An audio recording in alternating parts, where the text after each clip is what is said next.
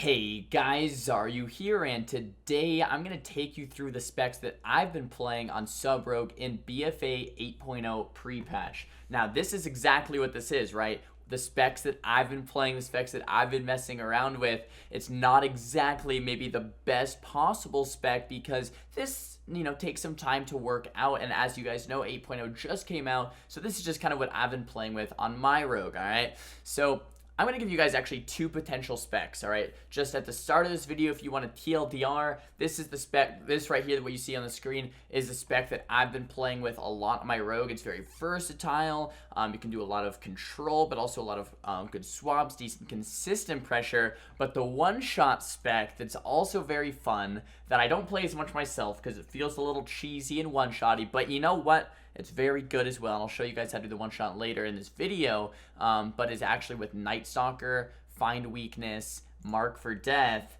You can play Soothing, Prey on the Weak, Dark Shadow, and Master of Shadows. So this is kind of the spec that a lot of people have been playing for one-shots, and they pretty much are pairing Cold Blood with Phantom Assassin, giving you 35% crit, with DFA giving you 15% more damage. You're pairing with Night Stalker to give you 12% more damage. You're pairing with Dark Shadow to give you 25% more damage. You're pairing it with Symbols of Death to give you 15% more damage. You're pairing it with Nightblade to give you 15% more damage. So you're pairing all of these damage modifications in one to make a giant Swifty one-shot macro, and the DFA hits very, very hard, and then you immediately Mark for Death Eviscerate to actually just kill the other person. And when you're pairing that with Cold Blood and you're pairing that with a lot of other things, it's very good. Alright guys, so here is how you're going to do the big one-shot on Sub Rogue. You're going to make sure you have Shadow Blades up, Dance up, Cold Blood up, Symbols for Death up, DFA up. You're actually pairing a lot of cooldowns here. And you're going to start in stealth. What you're going to do is you're going to pre-pop Shadow Blades, Shadow Strike to get combo points, Nightblade to get that 15% damage up. Alright, then you're going to do Shadow Dance, Cold Blood, Symbols, Shadow Strike to get back to 5 combo points. Then you're going to use Death from Above to hit a huge Avis. Then you're going to Mark for Death and then Avis. Okay, so it's all of those things in sequence. I'll show you guys right now what it looks like. So you're going to pop that Shadow Blades. You're going to Shadow Strike, get that Nightblade up, pop all of your cooldowns. Go for that huge DFA now. Huge DFA. And you can Mark for Death Avis. Lots of damage.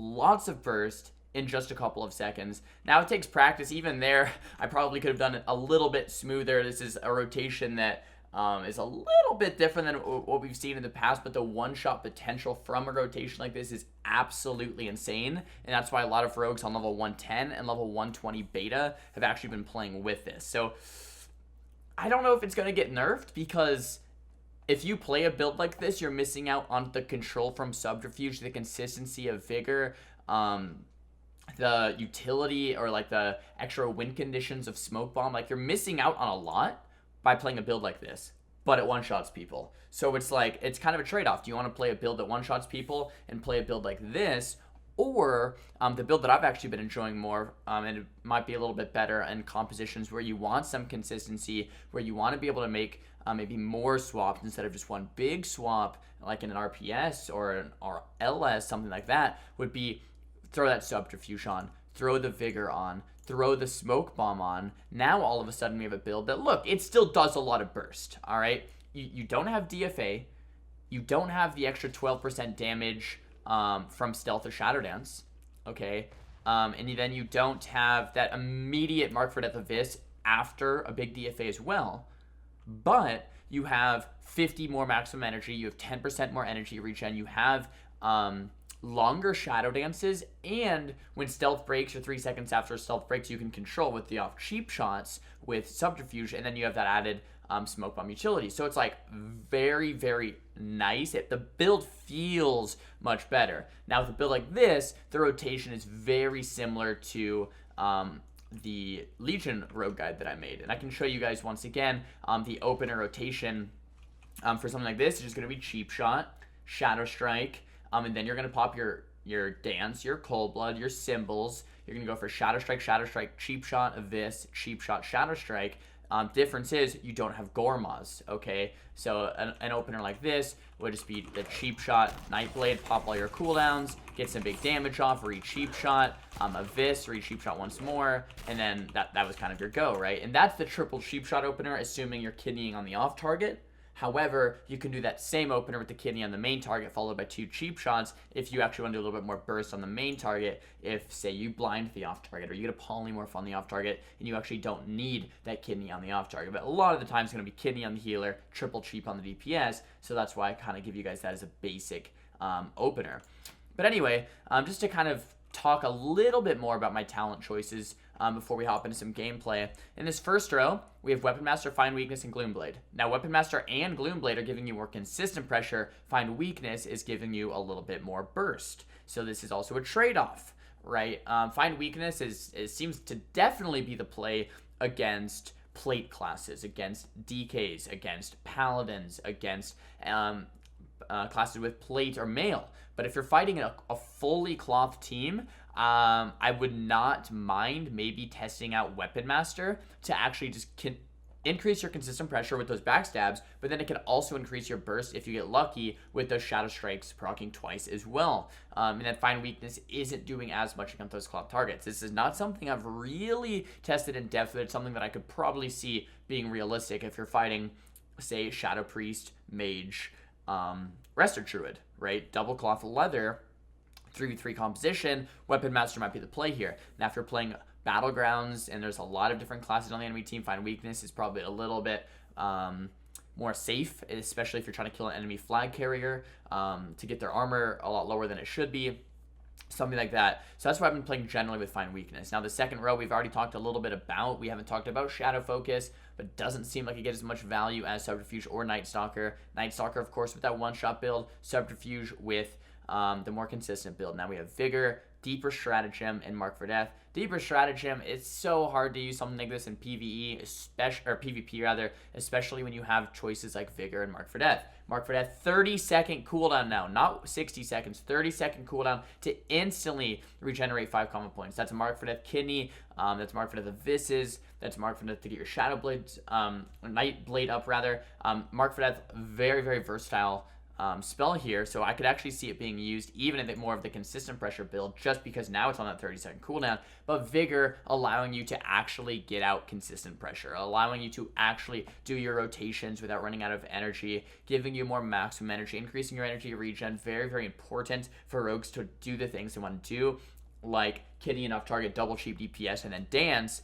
You won't have enough energy unless you're Vigor, right? So a lot of the times Vigor allows you to kind of give that, I was going to say Wreckful control, or, the Nelio control, some type of Pelio control, you know what I mean, boys? With that talent, with the cheap shots everywhere, the kidneys everywhere. If you don't have this, it's very difficult to do that. That's why Vigor feels very comfortable to me. Now, a lot of you are probably wondering why I'm not Elusiveness, and that's because Feint now has a 15-second cooldown, which is a little unfortunate, right? 15-second cooldown means Elusiveness can't be used as often. Still not bad. 30% reduced damage for 5 seconds, 15-second cooldown. That's at 33.3% uptime. Quick math. But Elusiveness isn't quite the same as it was last expansion, where you could just spam it over and over. Now, Cheat Death is actually very interesting talent as well. I could definitely see Cheat Death being used in RP mirrors or against a Thug Cleave or something that's doing high burst over Soothing Darkness. Now, Soothing Darkness is the talent you want to take in 1v1s, 1v2s, 2v2 without a healer. Any situation of solo play or any situation where you don't have a healer, Soothing Darkness. I could definitely see Cheat Death when you have a healer. And then Elusiveness, we're just going to have to see how much value that's going to give you. It seems really hard to get value out of it with that 15-second cooldown, though. And then on this next row, we have Shot in the Dark, which doesn't seem to give you enough value. Night Terrors, which doesn't seem to give a ton of value. Or Prey on the Weak, which gives an insane amount of value. 10% increased damage, modified with all of your other damage increases, is incredible. To Nightblade with the 15%, Prey on the Weak with the 10%. All of these percentages start adding up, so definitely love Prey on the Weak talent. Same thing with Dark Shadow, 25% increased damage in Shadow Dance. Now, I haven't played too much with Alacrity, but Enveloping Shadows, very interesting talent spec here. It's a new talent, I believe, from BfA. I could be wrong on that one, but I like it a lot. I've actually played with it. So Dark Shadow is only 15% increased damage from PvP, not 25. The tooltip shows for PvE, so for PvP is 15%. So you're losing out on 15% damage on your burst. That sucks, right? But you get an additional Shadow Dance, and you can regenerate your Shadow Dances a little bit quicker. Essentially, you have more control. You have infinite Shadow Dances with this spec, right?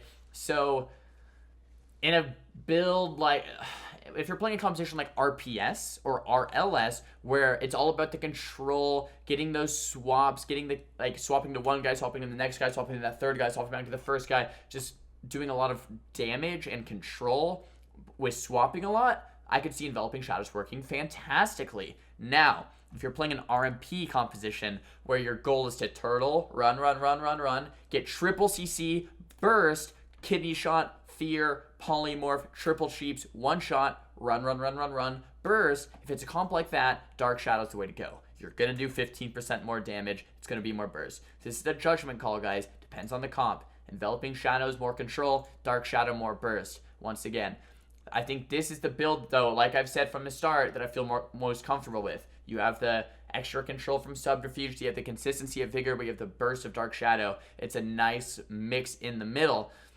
Once again, like I said, though, it could be one way or another depending on the compositions or depending on how the metagame swings. Now for this last talent, Master of Shadows, gain 25 energy over 3 seconds. It just kind of helps you regenerate that energy. One of the main things of Sub-Rogue this expansion is that the energy regen seems low. I think it's also because haste is a little bit lower than it should be. When we get better and better gear, I think our energy regen will be higher and higher and higher, because it is based off haste on how many melee attacks and energy regen you're getting from those melee attacks. But Master of Shadows, definitely what I'm going with there. Secret Technique, I wish it was good. It just doesn't seem to be quite worth it for a 45-second cooldown for 5 combo points for the energy. Could maybe be comboed with some cool stuff, but I don't know if it's necessarily the best way to spec. And then Shuriken Tornado. Actually, to be honest, guys, I have not tested this, but seems like a pretty troll talent to me. Maybe in a Mythic Plus, maybe in something weird like that, but not in Arena, all right, for the most part at least. Anyway, for the talents, Cold Blood and Phantom Assassin seem to be like almost every time you want to pick these. Shadow Dance giving your critical strike chance increase by 35 is insane, and then Cold Blood is insane. Cold Blood's off global cooldown now, by the way, as well. Well, it was, but they added it to GCD, then removed it, so it's off again. We're happy about that. But Cheap Shot dealing 10% damage, crazy burst. Phantom Assassin, crazy burst. Now for this last spot, Smoke Bomb is great if you're playing a hard swap composition. Maneuverability is great if you're playing something where you can't actually catch them and you're being kited a lot. From Above is great if you're going for the big one-shot builds. And I'd probably argue that one of those is going to be the best most of the time. But I definitely could see other things eventually maybe taking place, like Shadowy Duel in a specific battleground to kill flag carriers with the orb or something like that. I don't think Thieves Bargain's quite worth it. Doesn't give you the percent of damage increase anymore. Veil of Midnight, probably not worth it unless you're dying over and over to that same melee cleave and you're like, all right, let me try Veil of Midnight. You know, so very specific use cases for the rest, but generally this is the build we want to go with. But yeah, I've been liking Sub-Rogue. I've been having fun with Sub-Rogue. Once again, this is the spec that I feel most comfortable with, but the one-shot is very, very fun as well. Let's hop in some quick gameplay at the end of this video. Alright guys, and I just wanted to show you guys a quick video of this spec in action. This is the spec that I talked about most of the video, just the spec that I feel most comfortable with. And that's just the Smoke Bomb, normal Subterfuge build here. Here I was reading Shuriken Tornado once again, but I'm just playing some Ellie Shaman Sub-Rogue 2v2 with Oz, just testing things out. He's testing stuff out, I'm testing stuff out, but as we were playing, this is one of our games, just very basic, right? This isn't nothing crazy. 2v2 match, we're at Warrior. I just want to show you guys how Rogue is feeling when you actually get into a game. Set the pally to my focus. Sap the pally, open Warrior. Very standard game, very normal type of game here. Throwing out the triple cheap shots. He trinkets. We cheap shot the trinket. The main thing that I want to get across to you guys in this gameplay is that I just said the exact rotation, but if the warrior trinkets, that means instead of doing the rotation, you're restunning him. The restun comes in priority. So basically, everything gets thrown off depending on the situation. We throw the reset onto the Paladin to keep that control. We throw the quarter cheap shot out onto the Warrior once again. Warrior gets bobbed, he leaps away. We blind the Pally, he trinkets. We're going for a re-stealth. Now here we can chase the Warrior, he gets a couple seconds of bob, or we can just open up on the Pally, he has no stun to Yardal. Open up, Pally gets bubbled, boom, Earthshock stun, kill the Warrior. Very straightforward. It feels very similar to Legion Rogue, which a lot of you guys might be like, no, if it feels similar to Legion Rogue, I'm upset. I liked Legion Rogue. I thought it was a good design. And once again, I think the design for Rogue right now is pretty good. A lot of control, a lot of burst. That's kind of what this build does.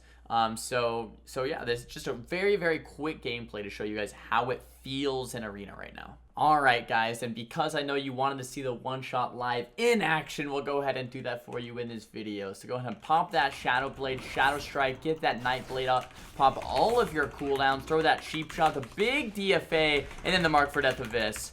There it is. 100-0 pretty much in one Cheap Shot. Every cooldown used, every damage modifier used. That's what I'm talking about. It's pretty powerful, but you lose that on the other stuff. So you guys can play whatever spec you want, but now the video's over for real. Don't forget to subscribe. I'll see you guys next time. Peace.